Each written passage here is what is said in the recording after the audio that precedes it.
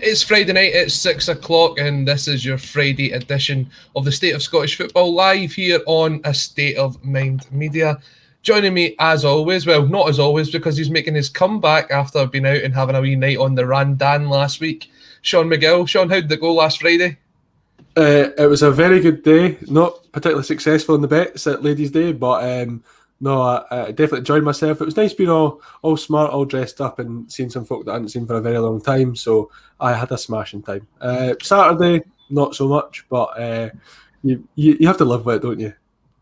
Well, we'll get to that in a moment. And if you are listening out for the predictions tonight, remember that Seán didn't win anything last Friday, so bear that in mind. We're hoping to be joined later on as well by Grant Campbell to give us a rundown of his thoughts ahead of the big weekend's games. We will be covering all 6 games, but it is that time of the year. It only happens 4 times a year, maybe 5 or 6 depending on the cups. The Glasgow Derby is upon us, Seán, and this must be the most anticipated in a number of years.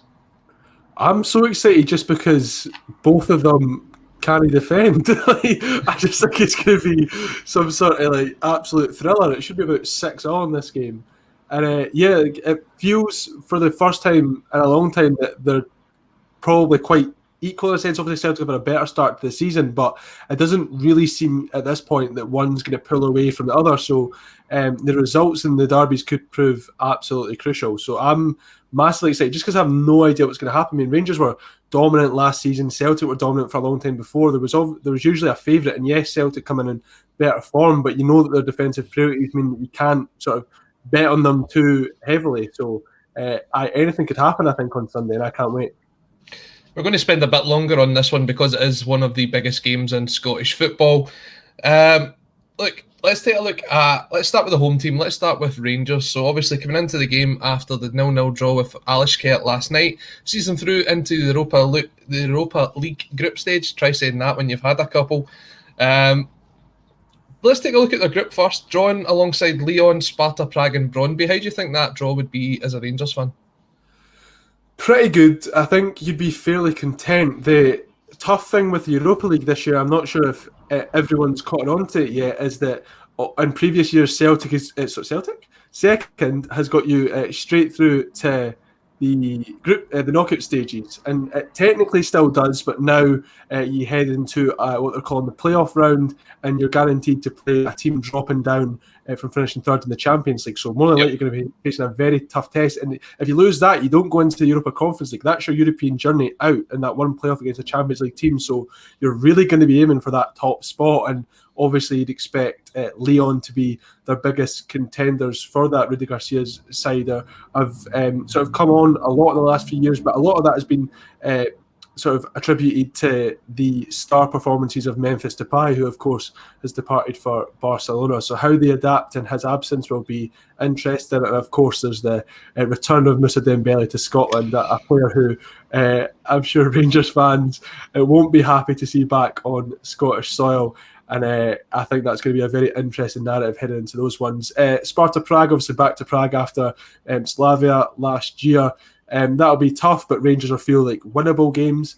And Brøndby are the Danish champions, but understand they haven't won their first 6 fixtures so far in the Danish Super League. So you'd perhaps think that Rangers should be too good for them, but they're a very exciting team to watch, I understand, Brøndby. So interesting ties in there. I would say Rangers probably see themselves as the second best team in the group, and they might want to be pulling off some surprises against Lyon because, as I said, first spot is going to be so important if you want to continue your Europa League journey. Yeah, so just to clarify on what Seán was saying there, so the format for the tournament has changed this year. If you finish first in your group, which has actually been reduced, it previously was 48 teams in the group stage, it's now only 32, which is 4 less groups. That means that you qualify for the round of 16 automatically by finishing first. By finishing second, you go into the round of 32, or the playoff round as it's been classified, which means that you face off against the third place team in the Champions League group stages. Now, finishing third in your group also means that you drop into the new UEFA Conference League, and you'll play against the second place team in their groups. So there is a bit of that sort of domino effect as you continue down. So you only have to finish in the top 3 to qualify for Europe past Christmas. It's seen as a way to give teams more European experience. And we'll touch on the fact that basically it's only Celtic and Rangers left in Europe after last night's performances later on. But definitely, I've got to agree with you. I think Rangers will see themselves as probably second favourites. I also think they believe they'll give Lyon a good game. Lyon haven't had a great start to the season. As you mentioned, guys like Memphis Depay moving on. There's also a couple others that look as if they could be departing the club. Big Musa up front. He's always a bit of a handful himself. And they've just recently signed Sheridan Shaqiri from Liverpool. So that could be a very interesting tie, especially that back-to-back, which it will be. Celtic know their fate as well in Europe. They've been drawn alongside Bayer Leverkusen, Real Betis and old foes Ferencváros. Sean, what did you make of that side of the draw? It's tough, I think. That's Celtic have been handed a pretty hard task. Bayer Leverkusen are probably one of the teams you'd be looking to avoid in that top seed. It wasn't a massively strong top seed. I didn't think there's a few where Celtic would have gone. I'd be fairly happy with that. But I feel like, although not being sort of undefeatable anyway, I think that Bayer Leverkusen side is worse than the one that comfortably dispatched of Rangers just before sort of lockdown happened about 18 months or so ago. So I think they'll still have hope, but I still think Leverkusen are a pretty good side. Real Betis, of course, sort of mid-table in La Liga, but that's obviously a very high standard of football. Manuel Pellegrini is the manager there, and we've got some really class players in there, probably their star man Nabil Fekir, who has been linked to big moves in the past, and it was a little bit of a shock that he ended up in Seville. And then, of course, there's the story of the return of Ferencváros and the sort of start of the downfall of Neil Lennon, it sort of seemed like at the time. So lots of stories in there and lots of good teams. I think Celtic might have to... So I think they might be contending for that Conference League spot in third, because I think they're going to have some very tough tasks. But the thing with that one is there's so many good trips in there that if I was a Celtic fan, I'd be thinking, please let travel open up a little bit more, because I mean the ground at Betis is amazing in Seville. Leverkusen would be a great away day in Germany, and of course Hungary's a beautiful country. I'll get that, my geography right there. So I think there's lots of exciting trips there for Celtic, and some great ties that I'm sure will make for good football, especially with the style that Ange Postecoglou has implemented so far. Definitely. A good point coming in here from, just bringing it up from Futures Toner, saying fantastic achievement to get into the group stages this early in Ange's reign. I mean, if you take it back to even pre-season, Celtic turned over 6-2 at home against West Ham. There was a chance they could have drawn them as the third seeds in this. And to be honest, I think if you asked a lot of Celtic fans if they'd, before the tie against AZ, if they were confident that they'd get through, I don't think many of them would have said yes. So it's a great achievement to get into the Europa League group stages. And as Ange Postecoglou said in his press conference today, it's all about bringing those great nights back to Celtic Park. Again, if you're a Rangers fan, you're looking forward to seeing some quality players coming in there as well. And do you know what? See, looking at their group as well, if you're a Rangers fan, you're hoping that the travel opens up. A trip to Lyon, going to Prague, even going to Denmark. That's some fantastic away days. And hopefully we'll see the return to that very soon. Be interested to know what our relative Dr. Stato Grant Campbell has to say, mind you. Grant, thank you very much for joining us. Yes, very sorry for the late arrival, gentlemen. Suddenly my Wi-Fi decided to drop off unexpectedly, so I'm back in play now. So I really do apologise for my tardy arrival. It's good to have you on. We're just speaking about the Europa League group stages. What do you make of the draws for both teams? Two very tough groups for both Rangers and for Celtic. I think it's great to have Scottish representation, of course, in Europa League. I think Rangers have a very tough group. You know, Lyon, still a side very much in transition in France. I think it's going to be very tough for Rangers. Rangers are not playing particularly well at the moment as well, which I think is a real issue, I think, for them. I think what's really interesting about Celtic's group is the chance to rewrite some wrongs of last year. You know, Ferencváros again really lights up off the page, doesn't it? It's going to be very interesting to see how Celtic get on. On balance, I think probably Celtic have the slightly better group, but I think both have got very tough campaigns, I have to say. Definitely. Now, we're just speaking about the big game this weekend, Rangers versus Celtic. Rangers came off the back of a 0-0 draw over in Armenia last night, which saw them through into the group stages that we're talking about, and they did it without a number of key first-team players. Gary McAllister did say after the game he was anticipating some of those coming back into the side. Obviously, Lundstrom and Roof were both suspended for that game. Grant, ahead of the game, which sort of team do you see Rangers putting out, and where do you think they'll still have to rely on some backups? I think Rangers have to put in a performance on Sunday, Colin. I think Celtic are still very much a side in transition. Of course, they're certainly going about things in the right way, but I don't think Rangers have started the season at all. I think there's been games where they have looked undercooked.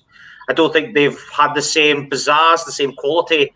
They look a yard off the pace. I think they need a little bit of bite in midfield. I think they are too reliant, and I've said this to a few people, I think they're too reliant on a 35-year-old Stephen Davis to dictate proceedings in the middle of the pitch. I think we need to see a little bit more quality there. I think Kemar Roof will start on Sunday. I think he'll be a big player for Rangers. I think he adds something different to Rangers in an attacking sense. I think it'll be a big game once again for Alfredo Morelos. He needs to hit the ground running because he's had a bit of a stop-start season, missed 2 huge chances last night in Armenia, where last season I think he would have put those chances away with comfortability. He really fluffed his lines last night. I'm intrigued to see if Nathan Patterson keeps his place. I thought he was one of Rangers' better players last night, probably the standout player on that Rangers team. Now, I think James Tavernier, obviously as club captain, probably is in the frame to come back in, of course, but we don't know the situation with whether he'll still have to self-isolate or what's happened there. But I think Patterson showed last night that he's definitely in a sensible position. But I do think Rangers are short in a couple of key areas. I think they need a creative midfielder. I do feel that they need to be creating more stuff at the top end of the pitch, because guys like Joe Aribo maybe not quite got going so far this season. Hadji started really well, then had the injury, and he's not really kind of come back in a free-flowing role since. Scott Wright's a huge loss. I think he's been one of Rangers' better players at the start of this campaign. But ultimately, I think Rangers are very nervous. I think ultimately Rangers look a side that are protecting rather than the side that are attacking. And, when you're a champion of anything in sport, it's harder to defend than it is to attack, because you've got more to lose than the other team. And Celtic are in a great position. Win, lose or draw on Sunday, I think Celtic have a lot of momentum to keep projecting and keep evolving longer term. They've got a lot of good players coming in. I still feel if Celtic want to get a result on Sunday, have a massive shot in the arm for Ange and his team. But Rangers, I think, cannot afford to lose on Sunday, because if they do, they've got St Johnstone after the international break, which is far from easy at McDermott Park 1. But 2, there's guys in that team that just haven't hit the ground running. And, yes, the international break may have come at a good time, but they'll have gone into it off the back of maybe dropping points to their bitter rivals. And that wouldn't be particularly good for Gerrard and co. It certainly won't. And Sean, there is a lot of intrigue going into this game, because we don't actually know which players will be missing. There is rumours that it will be the goalkeepers that are missing, which means Robbie McGregor will make his Glasgow Derby debut in what is a massive game. What kind of side are you expecting to line up for Rangers at Ibrox on Sunday? Well, like you said, it's hard because we don't exactly know who's going to be involved, but by the sounds of it, is going to be Robbie McGregor, who was fairly untroubled last night, and it's curious to see how his career develops from now, because at Queen of the South in his first loan spell he was absolutely fantastic, one of the best goalkeepers in that division.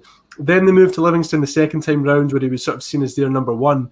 It really didn't work out at all. He was extremely poor in the first portion of last season. He was displaced eventually by Max Stryjek, who has started this season pretty uncomfortably as well. So how he deals with the pressure of a full Ibrox and, of course, an Old Firm derby will be very interesting and hard for a young player who hasn't had that much Premiership experience.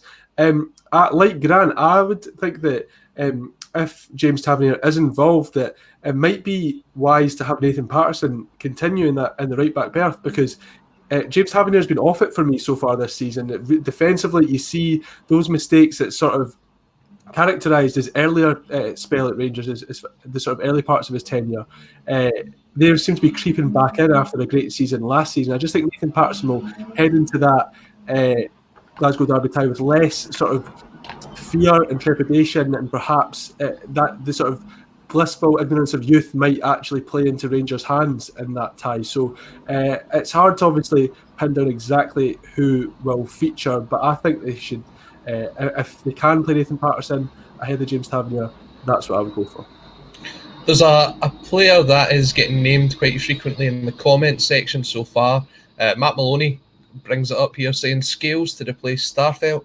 Liam Scales obviously joining Celtic today on a 4-year deal from Shamrock Rovers for a fee believed to be around £500,000. And that doesn't seem to be the end of the incomings at Celtic, as it looks as though the Greek striker Georgios Giacomakis, easier to say than it is headed to Glasgow for a medical after a fee of around €2.5 million was confirmed. Now, I don't think that's the end for Celtic either. I do still think that they'll be looking to bring in another centre-half and potentially another midfielder.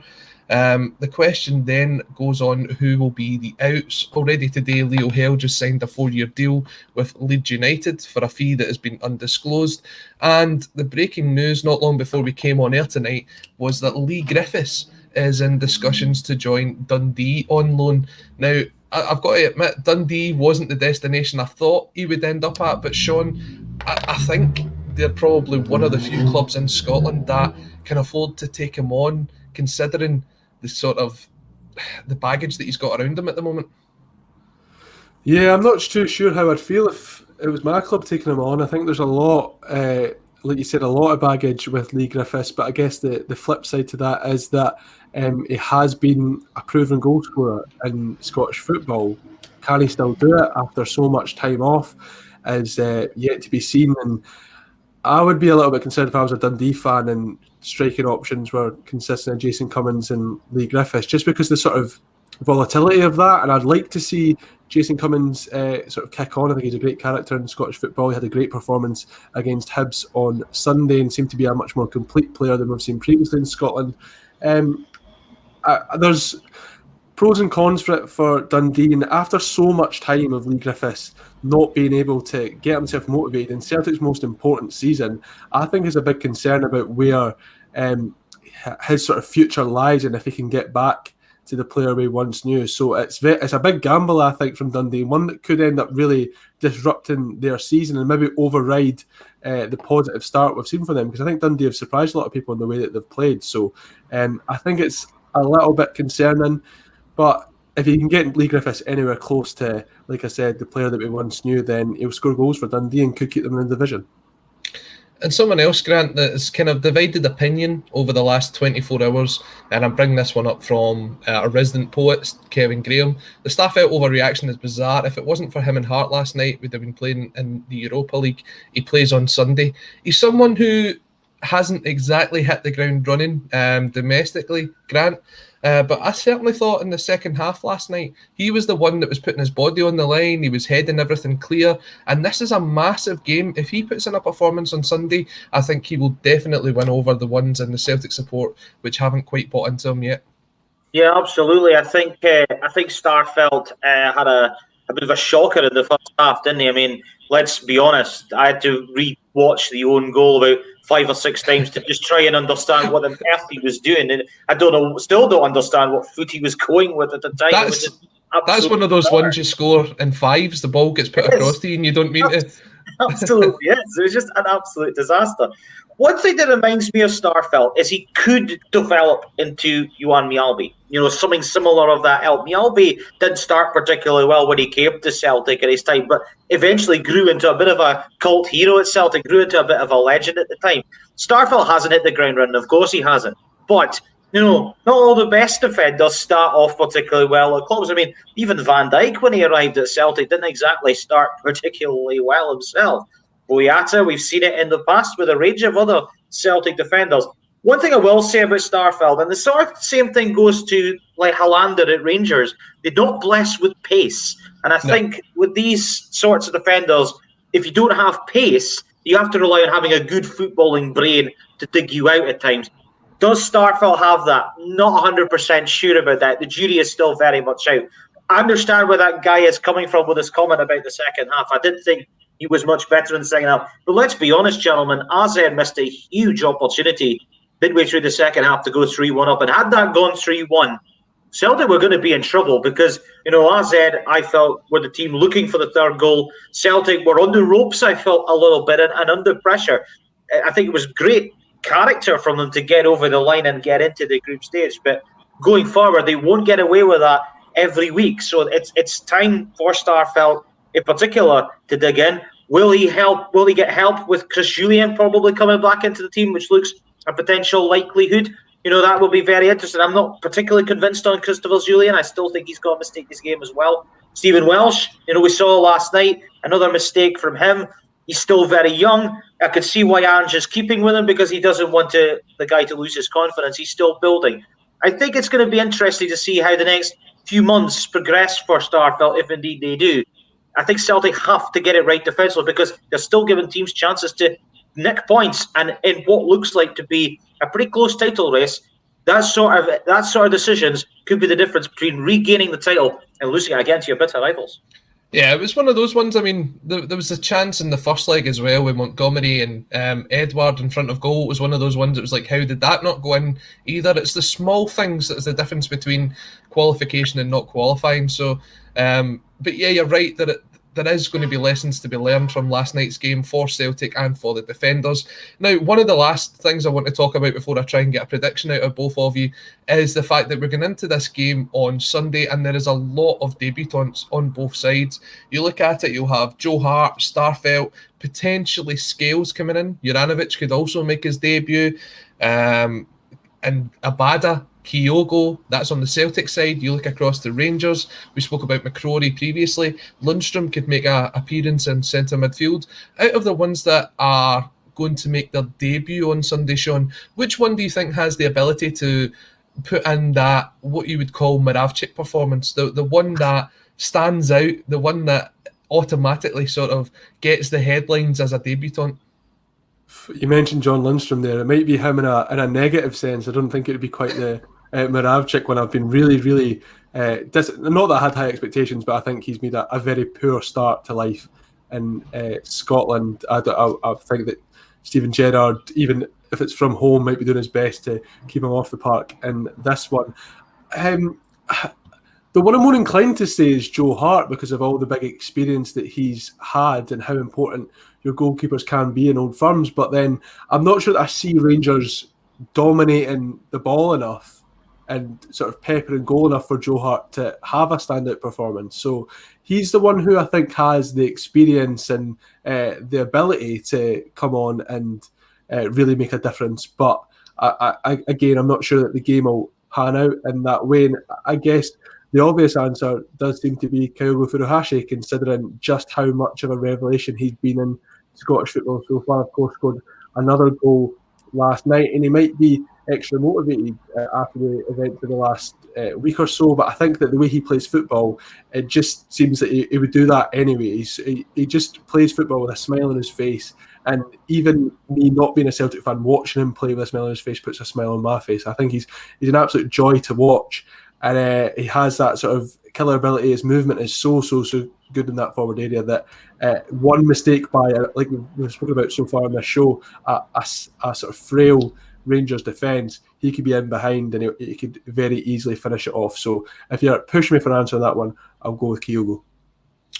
Well, a quick one-word answer here, Grant, because we've got another 5 games to cover. Who is the one that makes that debut performance that you remember for years to come? I've just stuck him in my fantasy football Scotland team because I really like his performance. Abada, I think he's brilliant. Leigh Abada. It'll be interesting to see. It is the live game this weekend on Sky Sports Main Event, 12 p.m. kickoff on Sunday. Sean, I'll come to you first. I don't know what happened there, Sean. I'll come to you first. Prediction for the game on Sunday. I'm going with goals because I just think that these defences are pretty frail, and I think that it might just turn into a bit of a boxing match, them just sort of trading blows, and I think it could be one of the more entertaining Old Firms we've seen in a very long time. I'm going to go 2-2.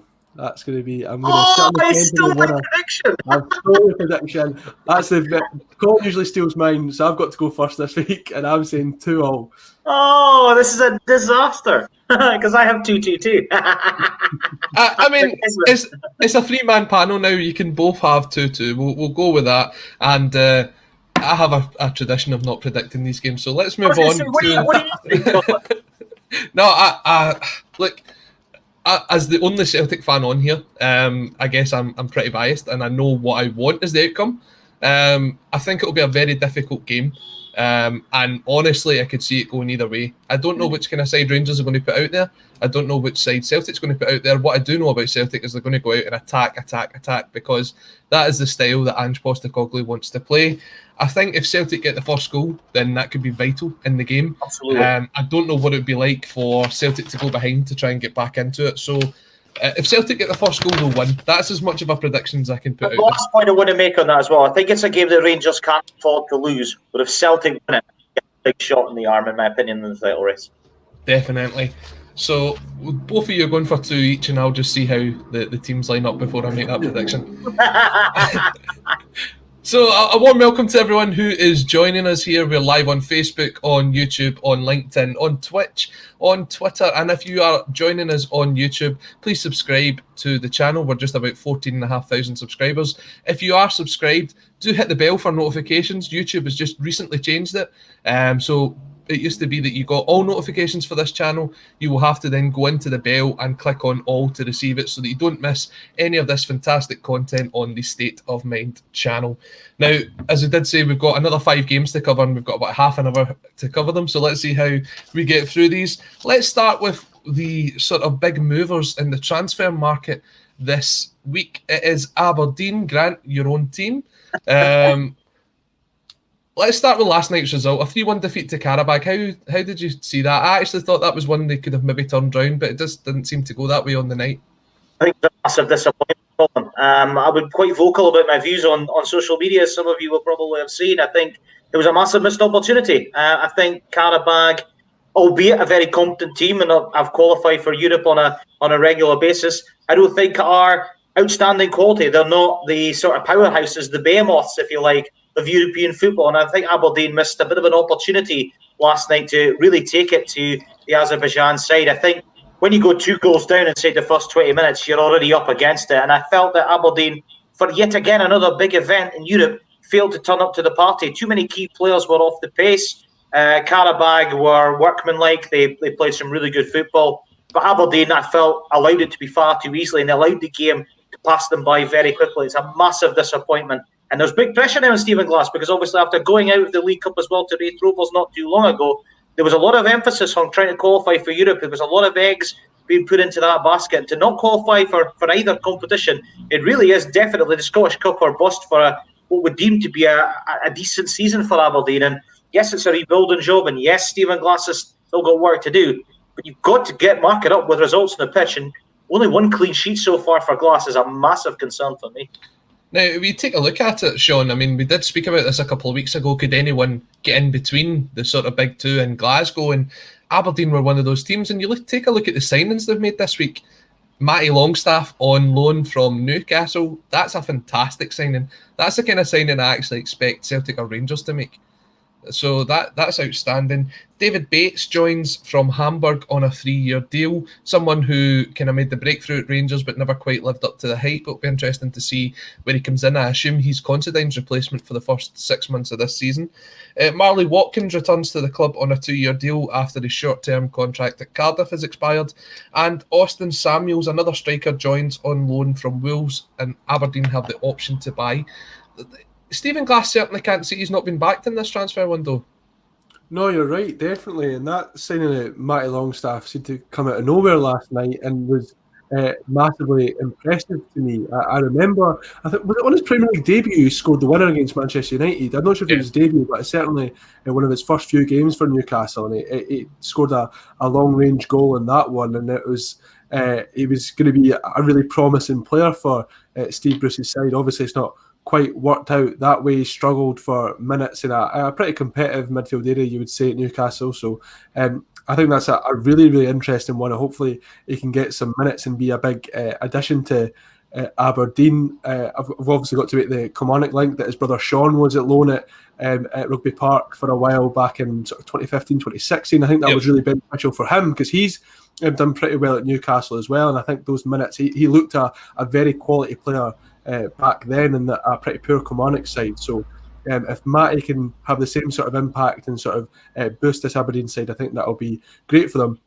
one that really interests me is Marley Watkins, because when he first signed for Aberdeen, I thought that was a little bit underwhelming. Wasn't massively impressed with him in his first spell in Scotland, and he really exceeded my expectations. I thought when he was fit, Marley Watkins, he was a really, really useful tool for Derek McInnes at the time. So if he can get back to that level, you obviously expect that he'd be deputising to Christian Ramirez, who looks a very handy signing himself. But I think that was pretty shrewd business for Aberdeen to get him back in. David Bates is one where the jury is certainly out. We've not seen him play football in Scotland for a while. He fell out of favour at Hamburg, and he's one of those players who we had massive hopes for in Scotland to break into the national team. Of course, that's not been the case. So David Bates coming back to Scotland, I think it'll be about microscope on him, like you said, Andy Considine missing out. I hope it means that Ross McCrory can move back into the midfield, because the fact that he's been playing defence, I think, is not only hampering the Aberdeen backline, but also hampering one of the most talented youngsters that Scotland have at this moment in time. So fingers crossed he can move back into midfield, and it benefits the player and the national team.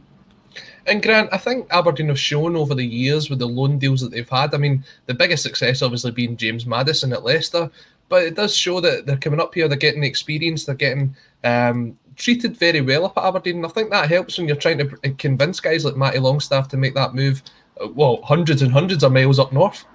Yes, it's a very intuitive and interesting move, Longstaff coming to Aberdeen. I mean, I don't know too much about him. I know he was on the books at Newcastle. I know Steve Bruce really rated him very well, so I'm keen to see how he gets on.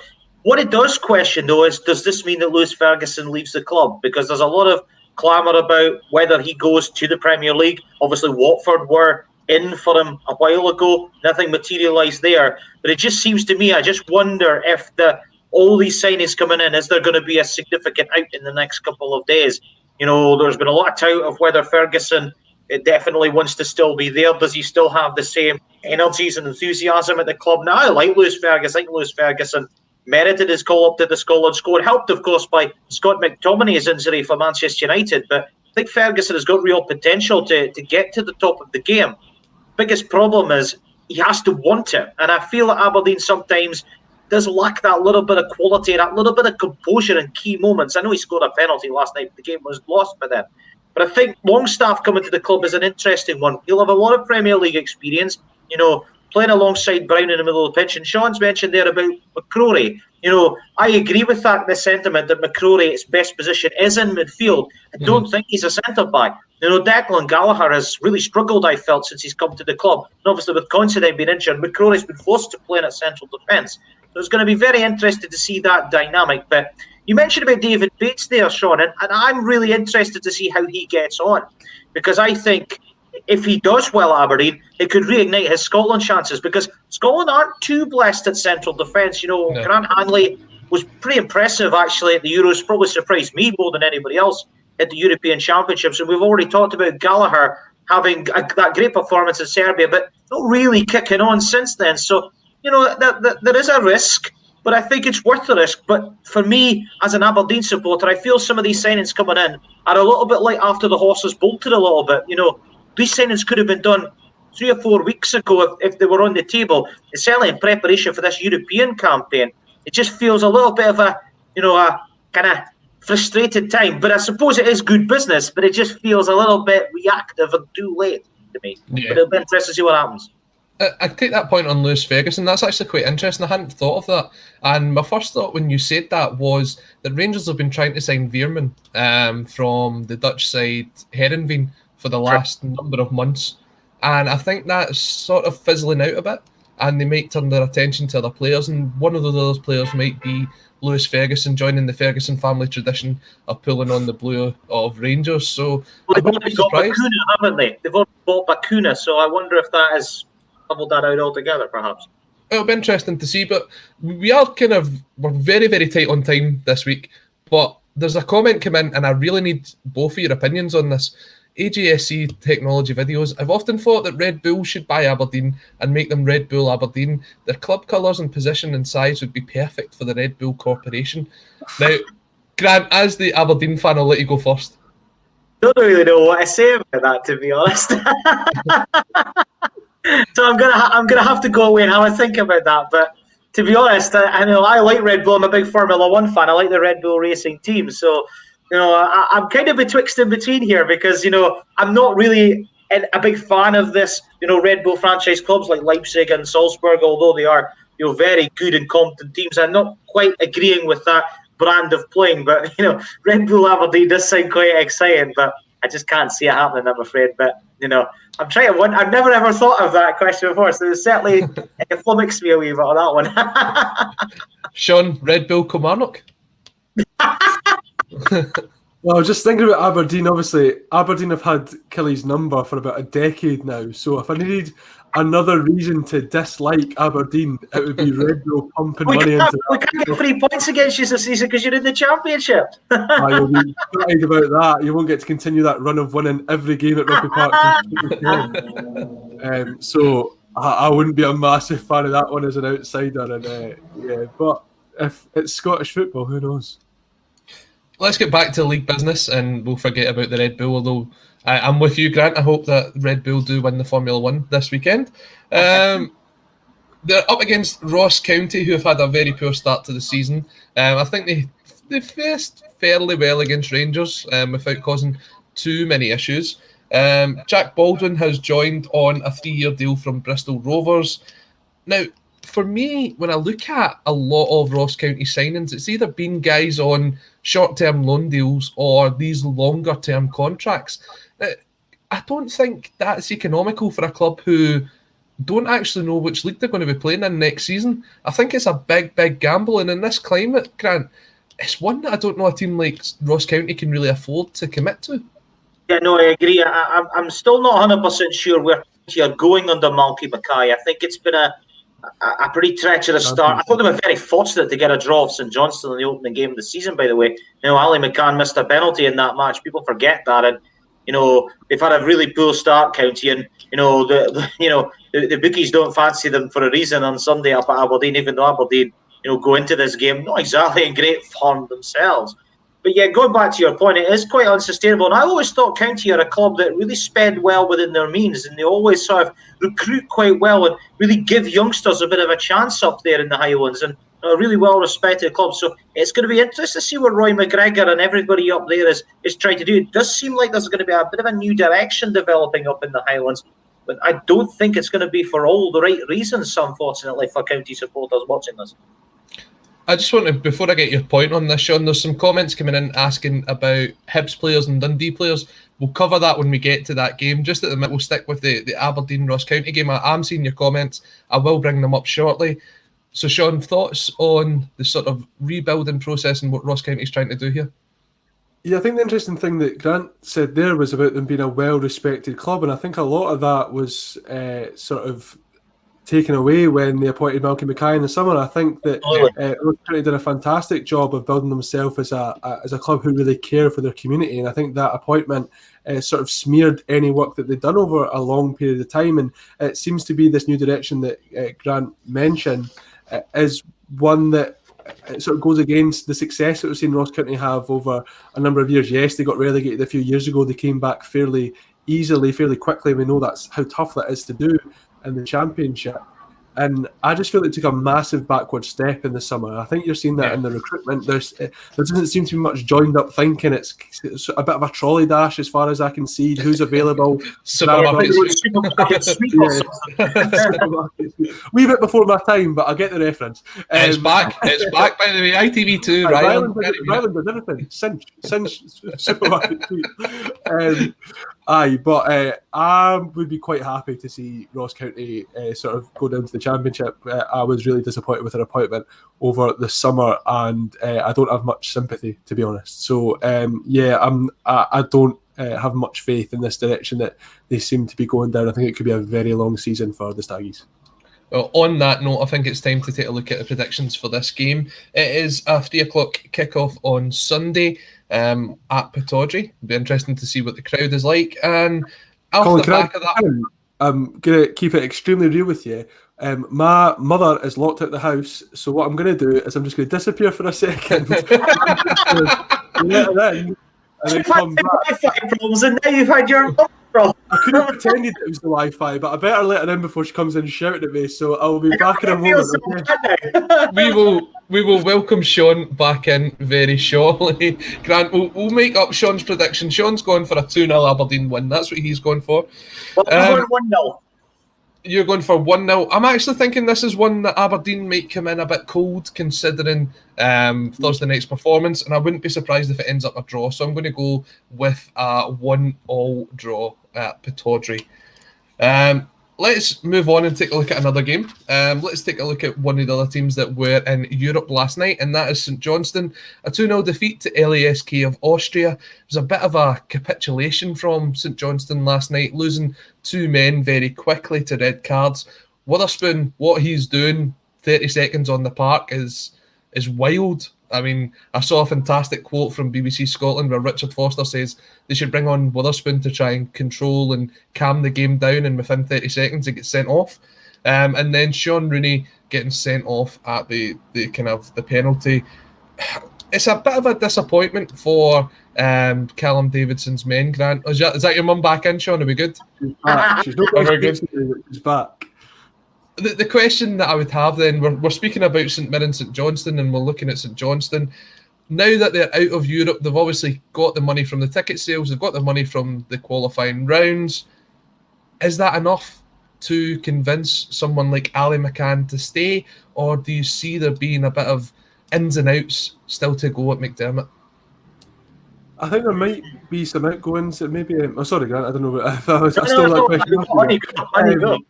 The one that seems to be like most heavily would be Jamie McCart to Hibs. Hibs are in desperate need of a centre-back. I can't believe we've got to this stage of the season and they still haven't got one in. I said that on the shows on a couple of weeks ago and they still don't have a centre-back. So I think that's a big concern. And obviously if you had that European journey with St Johnstone and the money as well, that might have been a sort of a big factor in making McCart stay. That's now not there, so will he make the move? I think that's probably the biggest one for Ali McCann. I really, really hope he stays because I just think that another season in this very, very competent St Johnstone side that they're a good manager like Callum Davidson would stand them in great stead because we know he's destined for big, big things. He's such a good player. But just that one more season in Perth, I think would stand him in very good stead for that eventual big move. So yeah, there could be outgoings, but there seems to be a really good team spirit in that St Johnstone side. And even though you saw it was disappointing that they went out last night, I felt like Lask were there for the taking. I thought it was a missed opportunity for St Johnstone as well. They're a very good side and St Johnstone were the underdogs, but just over those 2 legs, I think St Johnstone could have just got past them. So I was a little bit disappointed by that, but I mean, McDermott hasn't had crowds for that in a very, very long time. And hopefully the majority of those fans keep going. They've fallen back in love with the club again. And that team deserve it after their exploits last season. So I very much hope that fans stay. You keep that sort of good spirit going. They're not going to have the same success as last season. It's virtually impossible. But just keep that good run going and keep a very talented squad of players together for as long as they can. Grant, do you see this as an end of an era for this double win in St Johnstone side, or do you think that they've maybe got one more season left in them? I kind of feel it is beginning to be a bit of a breaking up of the band, isn't it? You know, Sean touched on there about McCann. I want to touch on Sean Rooney because, you know, Rooney, I think, has been a massive piece of that St Johnstone jigsaw, particularly with the 2 goals in both finals. You know, I felt really sorry for him on the penalty concession last night in the red card, and it was the right decision.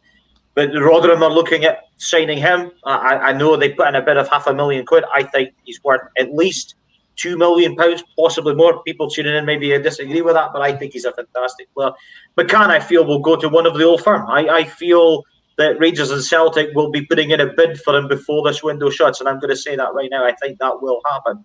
But I look at that St Johnstone team, and the biggest worry I have isn't necessarily the players, it's Callum Davidson himself, because any manager who loses their job, particularly early on down in England, maybe in the Championship or League One, will be looking for a new manager. And when they look at what Callum Davis has done at St Johnstone, surely they would be stupid not to ask him if he wanted the job. You know, to be fair to Callum Davidson, what else can he do at St Johnstone? You know, he's won a cup double. You know, it's absolutely sensational. The stuff of legends, better than Tommy Wright did in 2014, and that was deemed sensational at the time. So that's my bigger worry more than anything else. The players, obviously, there'll be a lot of movings on potentially in the future, but it's the manager I would be more concerned about short term.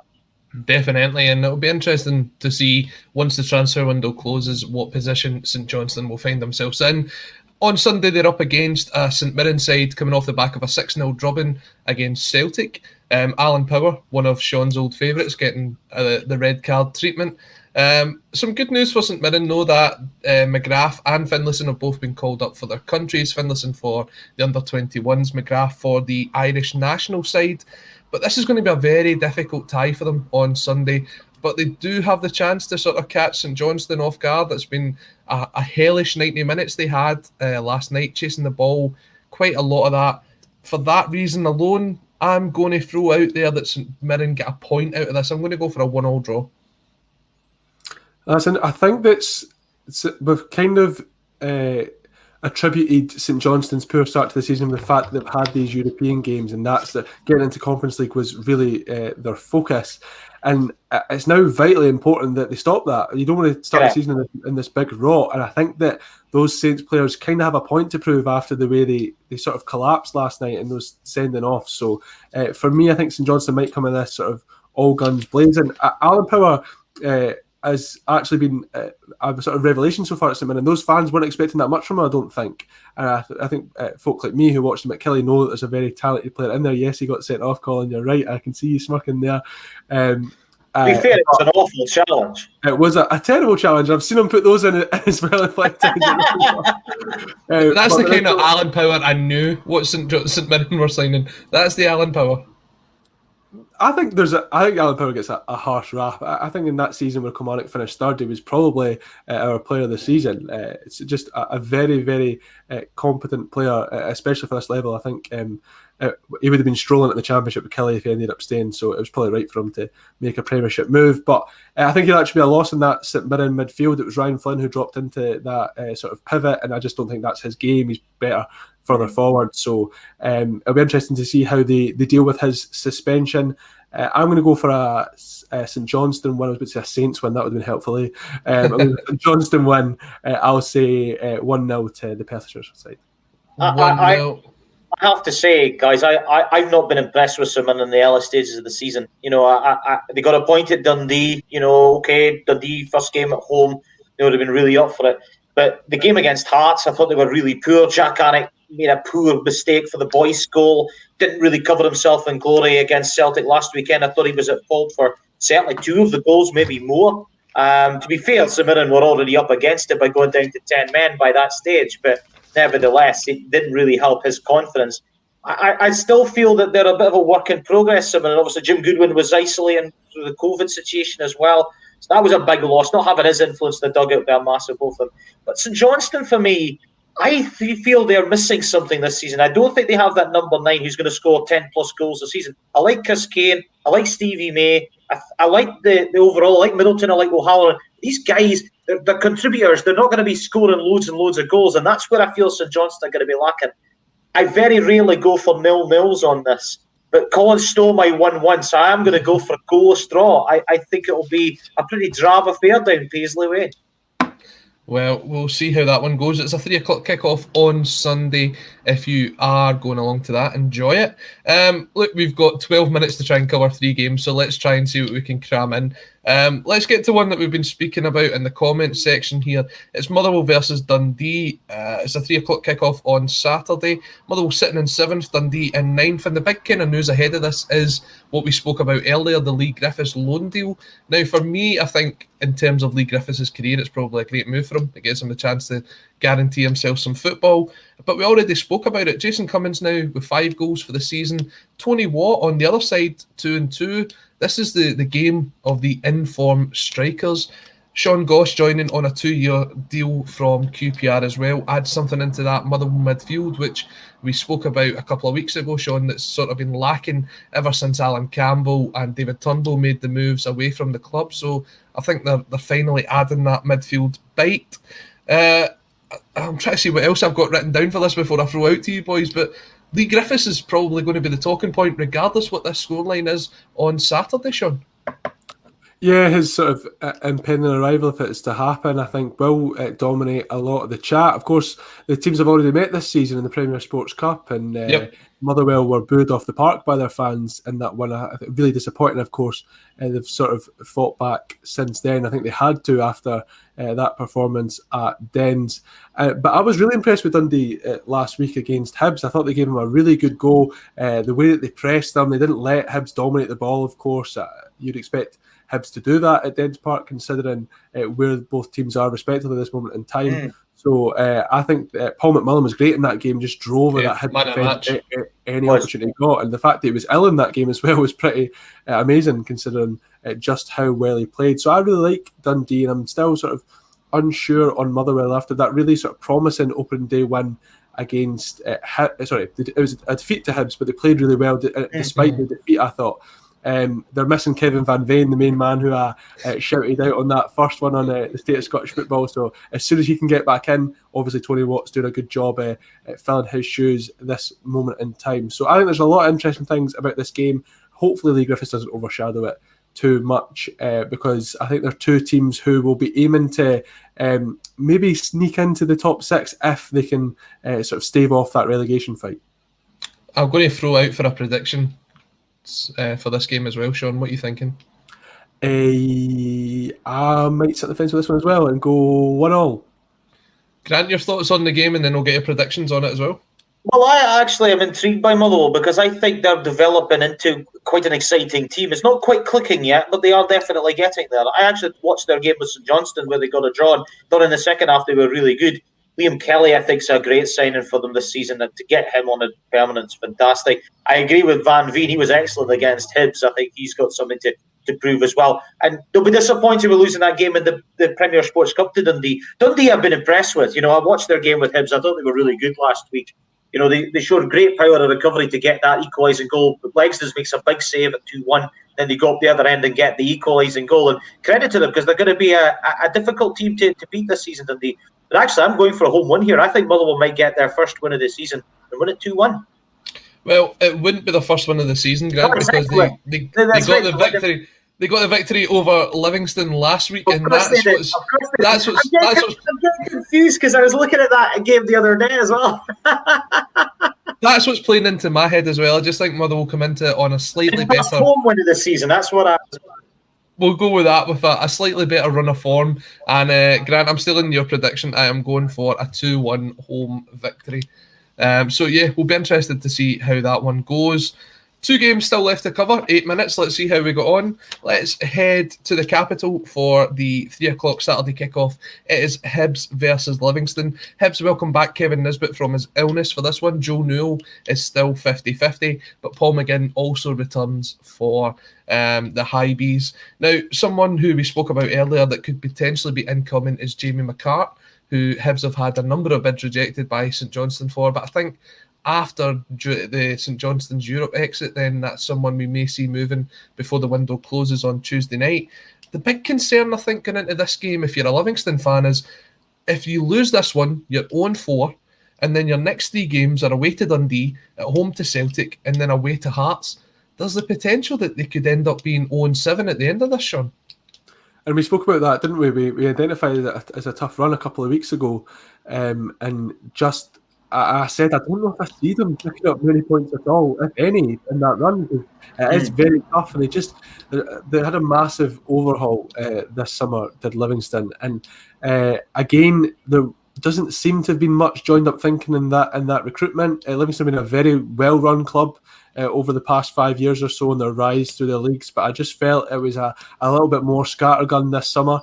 Maybe you have to do that when you've got a lot of outgoings. David Martindale has spoken about that despite that success, he felt like he needed to make those hard decisions and get rid of some of the sort of long-standing players to sort of give sort of new blood to this Livingston team, but it hasn't worked out at all well so far, and I don't think I see it going that way at all. I really like the fact that Jack Ross was criticised for this Hibs side being a little bit too conservative given the quality of players that they have, and I think we've seen so far this season that that's been abandoned, that Hibs will go for it. I think they have to when you have a defence that is as frail as Hibs has become. Really, there's certainly mistakes in that back line, and you don't have the sort of colossus of Ofer Marciano to back you up anymore. I think Matt Macy's a decent keeper, not the same standard as the Israeli. So I think that it's good to see Hibs having this sort of proactive approach. Martin Boyle, Kevin Nisbet will be key to that. And I think Joe Newell, his fitness is massive for this Hibs side, because he does a lot of that work in that midfield. He did a lot of this sort of he keeps the game ticking over in a way that Alex Gogic doesn't quite have the technical ability to do. Jake Doyle-Hayes has been a great addition as well. So I would fancy Hibs for the win. I can see we're pressed for time. So I'm going to go 2-0 Hibs. But I think that Livingston will be very, very concerned about their long-term prospects. They don't pick up a win soon. I'm going to throw it out there that I think Hibs will win quite comfortably. I think they'll win 3-0. But the question is, Grant, can Martindale survive if they go 0-7? I think it's going to be very tough for him. I think he's done extremely well, and obviously recovering from what Gary Holt when he left last season.